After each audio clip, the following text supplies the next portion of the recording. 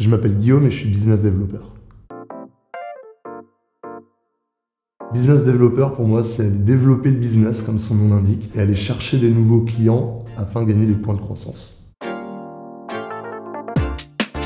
J'ai fait un DUT technique de commercialisation. Ensuite, j'ai fait une licence d'économie. Ensuite, j'ai intégré Neoma Reims. Et en sortant d'école, j'ai cherché mon premier job. Je suis tombé sur l'annonce Up2 et ça fait maintenant quasiment un an que j'y suis. Alors, je pense pas qu'il y ait un parcours particulier pour devenir business developer. Moi, par exemple, j'ai fait une école de commerce. C'était un bon choix puisque ça fonctionne. Maintenant, par exemple, j'ai un collègue qui vient du monde de la banque assurance, qui a bossé là-dedans pendant 6 ans et qui a complètement changé de chemin, tout simplement, et qui aujourd'hui performe aussi chez Up2. Aller chercher de nouveaux clients, on est en charge d'un secteur et ça l'aide de développer ce secteur, donc déjà se faire connaître par tous les interlocuteurs, et de répondre en fait à leurs problématiques en proposant la solution la plus adaptée. C'est un métier très enrichissant, ça nous permet de créer une culture business, de développer son réseau via des interlocuteurs qui sont quand même de haut niveau, et surtout moi ce qui me fait vraiment kiffer c'est le côté challengeant où il y a une compétition qui est mise en place un peu au sein des équipes.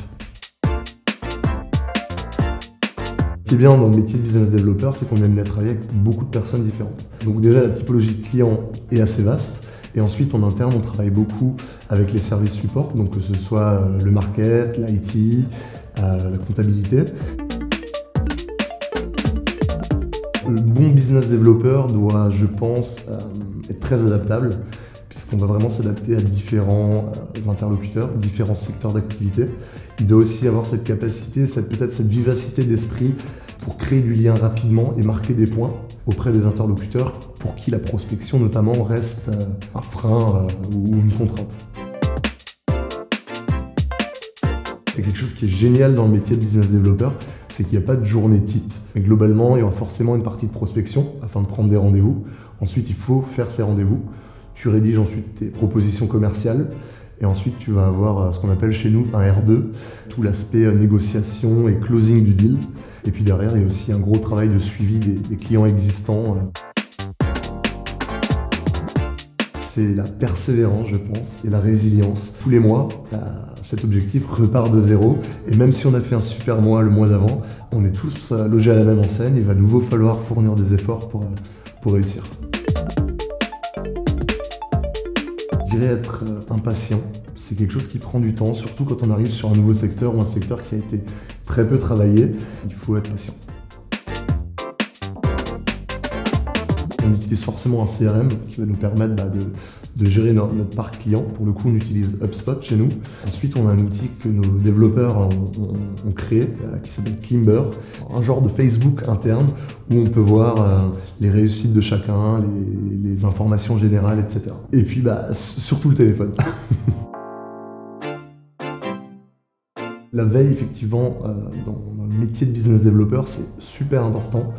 Aussi bien d'un point de vue personnel, pour continuer à s'améliorer.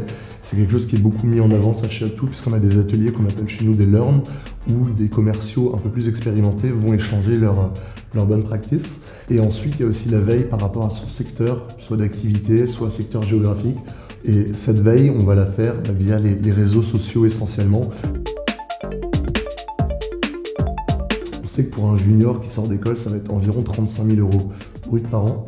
Ce qui est génial dans le modèle du business developer, alors ça dépend des secteurs, ça dépend des entreprises, et que c'est fortement impacté par la partie variable. C'est-à-dire que plus on va fournir d'efforts, plus on va gagner d'argent, et donc il n'y a pas de limite. Les possibilités d'évolution sont assez importantes, ça va dépendre beaucoup des entreprises une nouvelle fois, et de la taille de ces dernières. L'évolution logique, je dirais, c'est de passer sur un poste de management. Ça peut être le fait de passer sur des postes d'account manager ou de key account, etc. C'est tout simplement de foncer, de ne pas réfléchir et de croire au modèle.